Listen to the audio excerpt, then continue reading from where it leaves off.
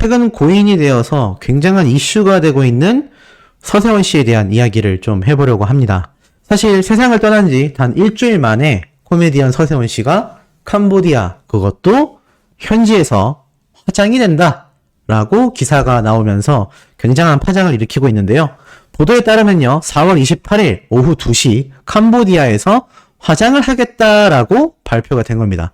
자, 그렇다면 고인이 된 이 서세원 씨가 화장되는 것에 있어서 왜 큰 문제가 되었을까요?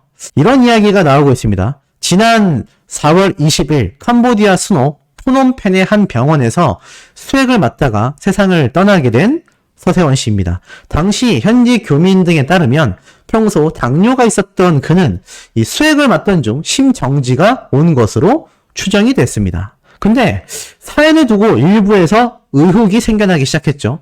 장례 절차 등에 대한 논의가 길어지면서 이 서세원 씨는 푸놈펜의 한 사찰 영안실 냉동고에 안치가 됩니다. 현지 사원의 빈소가 마련이 된 것이죠. 기사에도 그렇게 잘 적혀져 있습니다.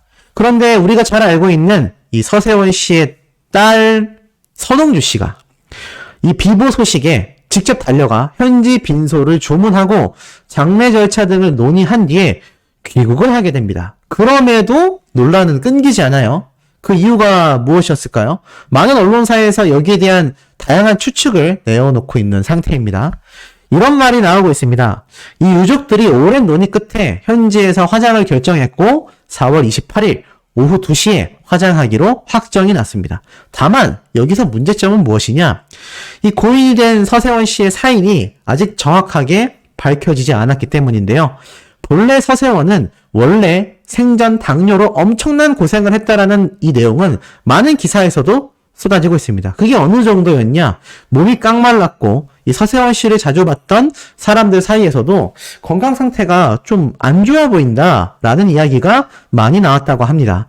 문제는 이렇게 갑작스럽게 세상을 떠날 정도는 아니었기 때문에 별세 이후에 온갖 의혹들이 제기되고 있습니다. 일부 매체에서는요, 이 관계자의 말을 빌려 이 서세원 씨가 당일 자신과 한국인 병원 운영이사가 직접 현지인 간호사 면접을 받고 면접 이후에 이 고인에게 직접 링거액을 조제한 후 이 간호사에게 정맥 주사를 놓으라고 지시했다. 근데 서세원 씨가 직접 이 조제했다라고 하는 이 정맥 주사를 맞고 나서 문제가 생긴 거죠. 이 지인으로 알려진 전 캄보디아 한인 회장에 대한 이야기도 많습니다. 매체와의 인터뷰를 통해 서세원과 운영이사가 그날 면접을 봤다고 들었다. 운영이사는 치과에 일이 있어 나갔고 서세원 혼자 남아 링거를 맞았다라고 설명합니다. 본격적으로 의혹이 커진 시점은 고인이 세상을 떠나고 나흘 뒤입니다. 4월 24일 바로 연예 매체 이 디스패치에서 굉장한 이야기를 쏟아내게 되죠. 서세원 씨가 결국 병원의 이 간호사와의 통화를 시도하면서 왜 이런 일이 생겼는지를 보도하게 됩니다. 이 간호사는 디스패치와의 전화통화에서 정맥주사를 맞다가 그렇게 되었다. 불법 마취제다라고 이야기를 합니다. 이것이 무슨 마취제인지는 다들 아실 거예요. 이후 대화를 이어나가려고 하던 중 병원의 한국인 관리자가 전화를 딱 가로채며 여긴 그런 약물 없다. 링거를 맞다가 그런 일이 생긴 거다. 라는 보도가 나오면서 의혹이 일파만파 커지기 시작합니다. 더불어서 디스패치는 병원 내부의 유통기한이 지난 수액과 마그네슘의 이 개봉 흔적들이 여러 발견이 되면서 더 큰 논란을 가져오게 됩니다. 심지어 이 불법 마취제와 염화나트륨, 폐기되어 있는 주사기 등이 발견됐다라고 추가 보도를 하죠. 하지만 현지에서의 분위기는요, 서세원 씨의 이런 투약설에 대하여 부인합니다. 전 캄보디아라고 하는 한인 회장은 투약설은 사실이 아니다. 병원에 도착했을 때 팔에 링거를 꽂고 있었고 오렌지색이었다. 수액을 맞다가 영양제를 넣은 것 같다라고 해명합니다. 조사가 쉽지 않은 현지 상황에 기댈 수 있는 것은 캄보디아 대사관뿐이었는데요. 현재 유족과 지인들은 이 사건과 관련해 주 캄보디아 대사관에 협조를 요청한 상황이지만 이 또한 녹록하지 않습니다. 왜냐? 해당 병원이 폐쇄되었다라는 소식까지 더해졌기 때문이죠. 병원의 건물주가 병원 간판을 내리라고 병원이 완전 폐쇄된 상태입니다.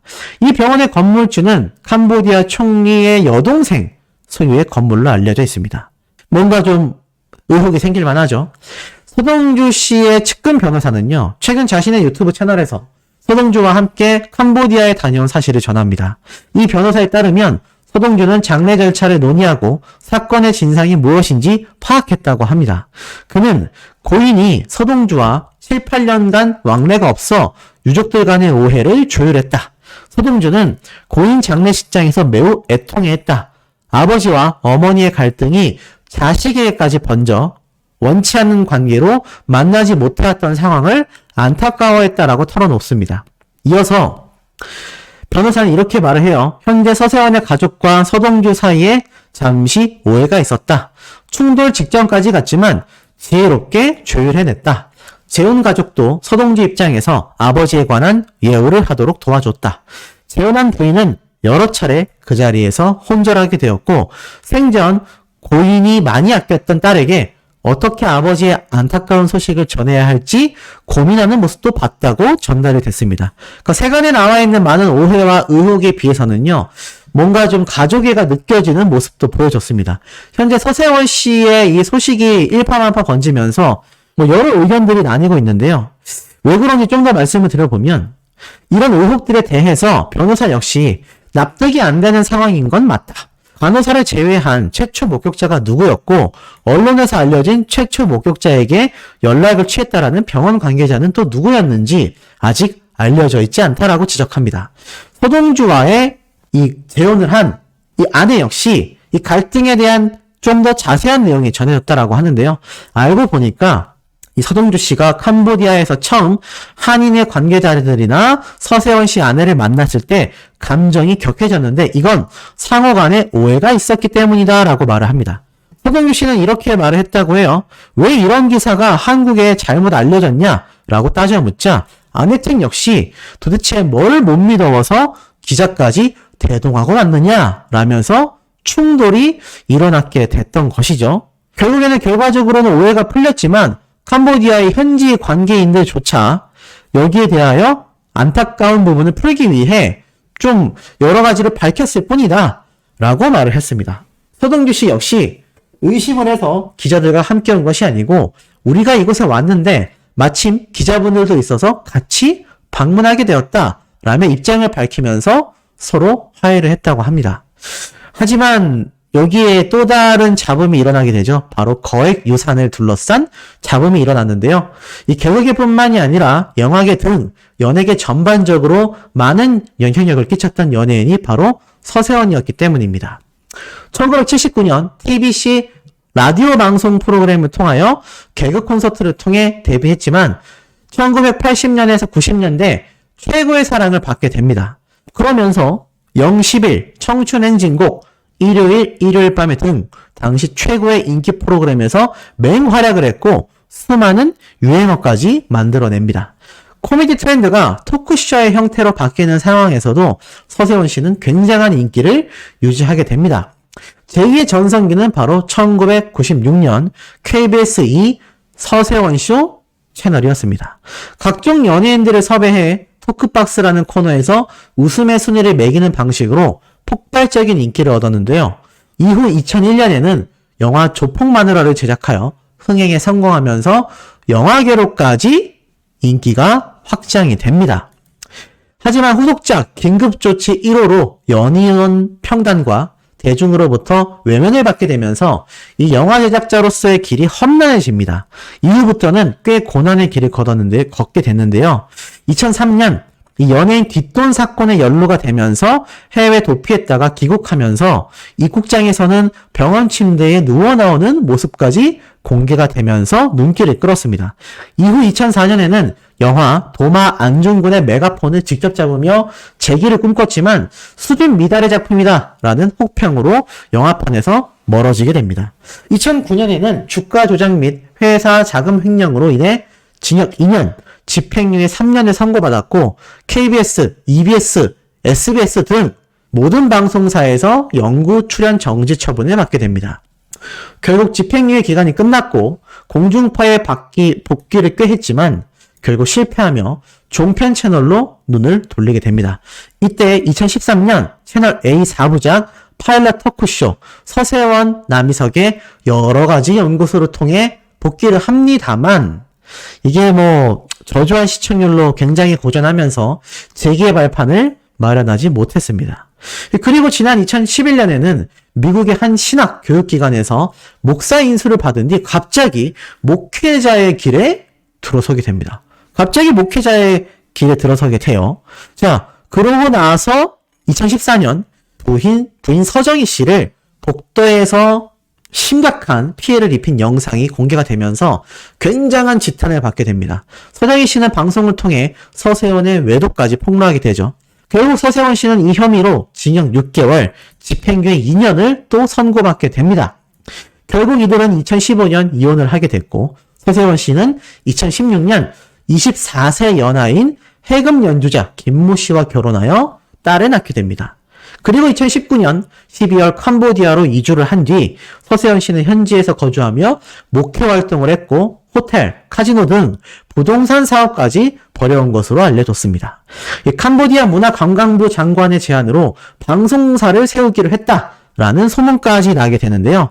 그 때문에 그가 막대한 재산을 남겼을 것이다 라는 소문이 나왔고 그 유산이 재혼한 아내와 딸에게 갈지 전처 서정희 씨와의 사이에서 낳은 자식들에게 갈지 갑론을박이 일어납니다. 놀랍게도 서세원의 유산은 물론 돈 10원도 없다라는 사실이 이렇게 밝혀지게 되는데요.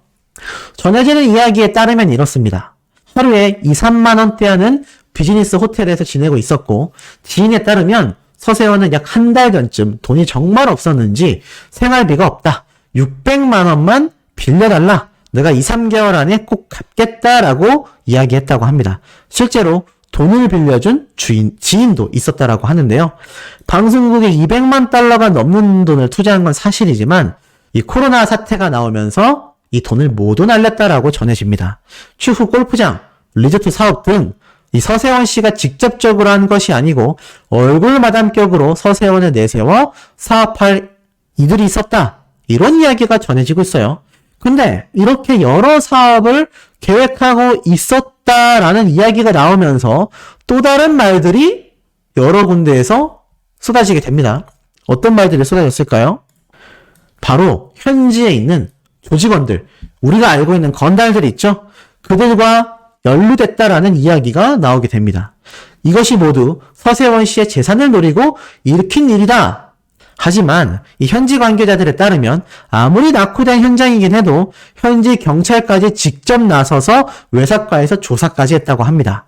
이 서세원 씨가 병원에 있었을 당시 물품을 전부 수거해갔고 현지 병원에는 아무것도 남아있지 않기 때문에 이 병원의 물품들만으로는 서세원 씨의 이 정확한 원인을 추측하거나 예단할 수는 없는 상황이라고 합니다. 그리고 그의 재산을 노리고 벌인 일이다라고 하기에는 이 세상을 떠나기 전에 이미 재산이 얼마 없었다라고 합니다. 현재 서세원 씨가 있던 병동에 CCTV가 있어 외사국에서 수거를 해간 상황이라고 합니다. 조만간 이 정확한 사인에 대한 원인이 규명될 것이라고 말이 나오고 있는데요. 지금까지의 상황을 한번 정리해보면 화장을 하기로 결정이 됐고 추후 장례 절차는 아직 논의 중이다. 사인 또한 아직 명확하게 나온 것이 없으나 CCTV가 수거되었으니 곧 그 진상이 밝혀지겠다. 이런 이야기들이 나왔습니다. 결국 따님인 서동주 씨나 전 와이프였던 서정희 씨나 그리고 서세원 씨와 재혼한 아내와 가족 등 나아가 대중들에게까지 찬반 여론이 굉장합니다. 맞다, 아니다. 생전에 인생을 잘못 살았기 때문이다. 또는 아무리 그렇다 하더라도 이렇게 원인조차 밝혀지지 않은 이런 사례는 그냥 넘겨서는 안 된다. 그래도 자국민의 사건이 아니냐. 시청자분들의 의견은 어떠신지도 굉장히 궁금합니다.